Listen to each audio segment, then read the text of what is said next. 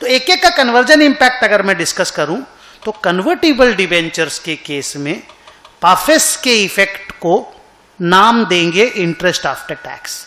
मतलब जो इंटरेस्ट आया इंटू 1 - t कर दोगे ना, वो पाफेस इफेक्ट है, और वानोस इफेक्ट है additional number of equity shares that will be issued to the debenture holders. इन दोनों को डिवाइड करके, मतलब इंटरेस्ट आफ्टर टैक्स को और additional number of equity shares to be issued to the debenture holder को डिवाइड कर देने से जो आंसर आता है उसको इंक्रीमेंटल ईपीएस बोलते हैं। जो मेरे एग्जांपल में 35 रुपीस था ना, वो इंक्रीमेंटल ईपीएस है। अगर इंक्रीमेंटल ईपीएस बेसिक ईपीएस से बड़ा है तो बोल दो एंटी डाइल्यूटिव है, अगर इंक्रीमेंटल ईपीएस बेसिक ईपीएस से छोटा है तो बोल दो डाइल्यूटिव है। फिर भी हम आपको सम्स कर करके दिखाएंगे ना तो आइडिया लगता जाएगा। थोड़ा एसी चलो ना सामने से, কি কি চলছে? 4-5 ठीक है, एसी चलिए दो। अच्छा, अब एक डिस्कशन का एजेंडा बनता है कि टाइमिंग का। फॉर एग्जाम्पल कन्वर्टिबल डिवेंचर मेरा मान लो फाइनेंशियल ईयर है 25-26। अब मेरा कन्वर्टिबल डिवेंचर इशू ही करेंट ईयर में हुआ और 1/6 को हुआ, माने अप्रैल में खत्म हो गया था, जून में इशू हुआ था कन्वर्टिबल डिवेंचर, नया इशू। तो सर 10 महीना ही तो डिवेंचर था ना आपकी लाइफ में। यस, तो इंटरेस्ट आफ्टर टैक्स को और नंबर ऑफ शेयर को, जो 7000 और 4000 था ना, उन दोनों को 10/12 से मल्टीप्लाई कर देना, तब निकलेगा वो कन्वर्जन इफेक्ट। माने 7000 into 10/12 is the interest after tax, 4000 into 10/12 is the number of shares.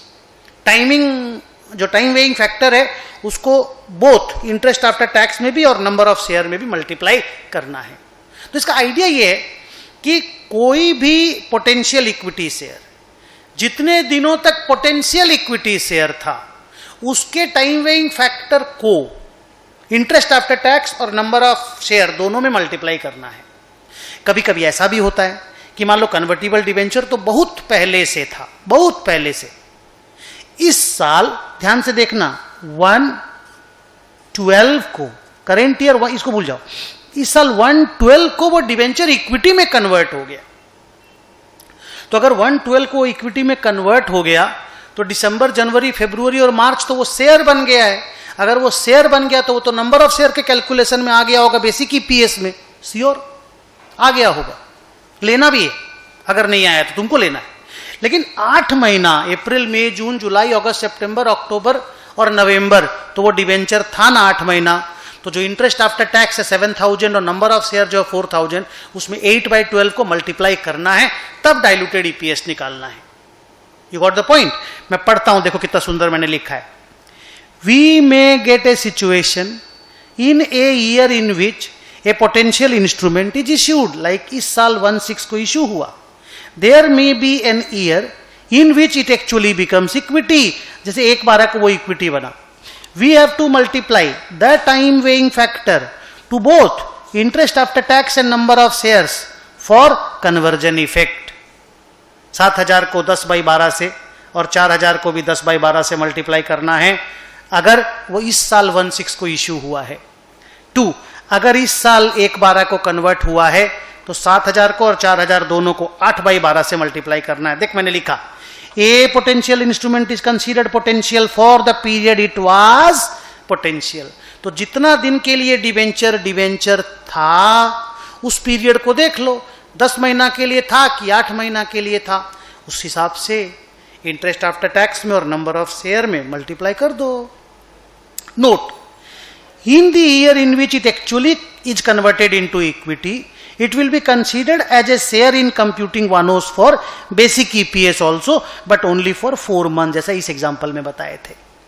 तो इतना कहानी होने से ना फाइनल लेवल पे डाइल्यूटेड ईपीएस का बेसिक स्टोरी समझ में आ जाता है। बाकी सम करके प्रैक्टिस करेंगे। सर अगर कन्वर्टिबल प्रेफरेंस शेयर का केस हो तो क्या करना है? पाफेस effect is the preference dividend and one-o's effect is the additional number of shares to be issued. Sir preference dividend में टैक्स इंपैक्ट नहीं होता क्योंकि डिविडेंड आफ्टर टैक्स प्रॉफिट से दिया जाता है, बोल भी दिया था मैं। तो ये कन्वर्जन इंपैक्ट है। सर अगर एक ही साथ एक ही क्वेश्चन में एक ही कंपनी की बैलेंस शीट में दो इंस्ट्रूमेंट रहेगा तो क्या करेंगे? तो जो डाइल्यूशन टेस्ट होगा ना, जो गिरने वाला टेस्ट होगा, whether the instrument is dilutive और नॉट, वो सक्सेसिव स्टेज में देखना पड़ेगा। सर मतलब अगर दो इंस्ट्रूमेंट हुआ तो दोनों का पहले इंक्रीमेंटल ईपीएस निकाल लो, 7000 बाई 4000 और मान लो 9000 बाई 7000। 7000 बाई 4000 समझे कि नहीं? कन्वर्जन इंपैक्ट वाला इंक्रीमेंटल ईपीएस निकाल लो। फिर इंक्रीमेंटल ईपीएस को असेंडिंग ऑर्डर में सजा दो, छोटा से बड़ा। मान लो डिवेंचर और प्रेफरेंस शेयर है। डिवेंचर का इंक्रीमेंटल ईपीएस आया 2 रुपया, प्रेफरेंस शेयर का इंक्रीमेंटल ईपीएस आया 6 रुपया। ऐसे करके सर 2 रुपया और 6 रुपया, पहला ऑर्डर डिवेंचर का, फिर प्रेफरेंस शेयर का। फिर आप वो कंटिन्यूइंग ऑपरेशन की प्रॉफिट वाला ईपीएस ले लो, उसमें डिवेंचर को एडजस्ट करके देखो डिवेंचर ने ईपीएस को गिराया कि नहीं।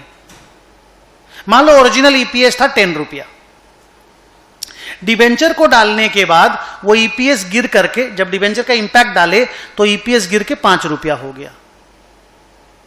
ठीक है, अब उसके बाद प्रेफरेंस शेयर का इंपैक्ट डालो, तो प्रेफरेंस शेयर का इंपैक्ट डाले तो वो ईपीएस बढ़ के 5 रुपीज 70 पैसा हो गया। तो आप क्या बोलोगे कि 10 से तो 5 डिवेंचर की वजह से हुआ, पर 5 से 5 70 प्रेफरेंस शेयर की वजह से हुआ। तो सक्सेसिव स्टेज में हम देखेंगे कि डिवेंचर तो डाइल्यूटिव है but preference share anti dilutive है।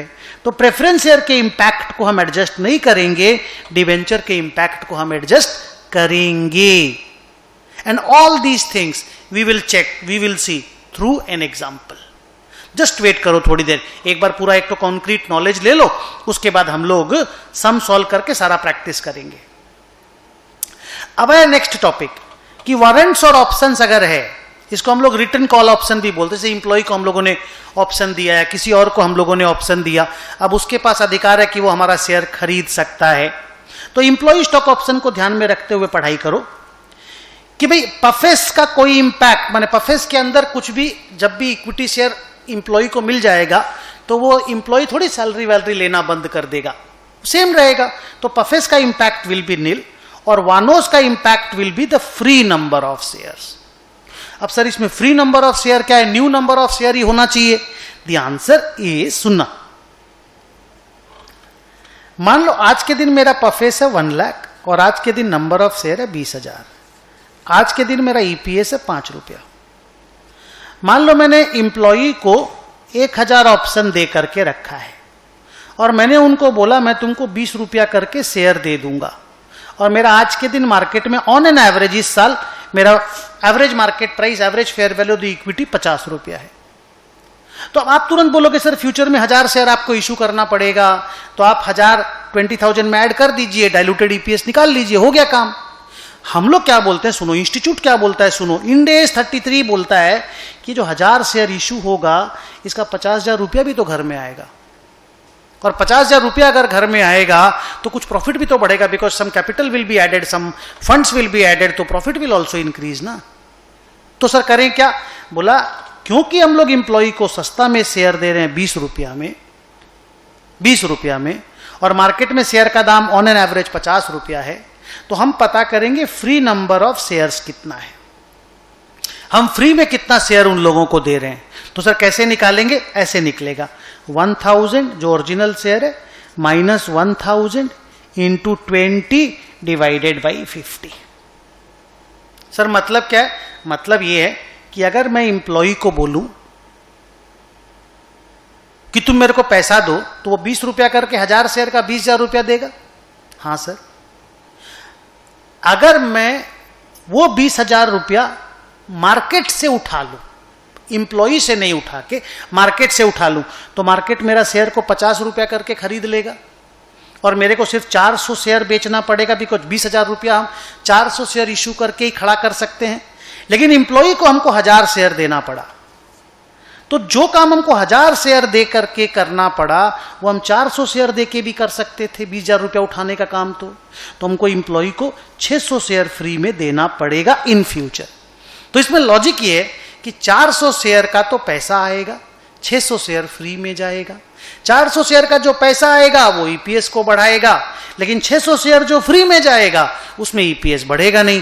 तो ये 600 शेयर को ही फ्री नंबर ऑफ शेयर बोला जाएगा और डाइल्यूटेड ईपीएस निकालते वक्त उसी फ्री नंबर ऑफ शेयर को सिर्फ वानोस में ऐड करना है, ऊपर में 0 ऐड करना है। तो कई लोग पूछते हैं कि सर अगर पाफेस में 0 ऐड करेंगे और नंबर ऑफ शेयर में 600 ऐड करेंगे तो इसका इंक्रीमेंटल ईपीएस तो हमेशा 0 आएगा ना? Answer is yes. ये सब सम करके दिखाएंगे आपको हम, वेट करो।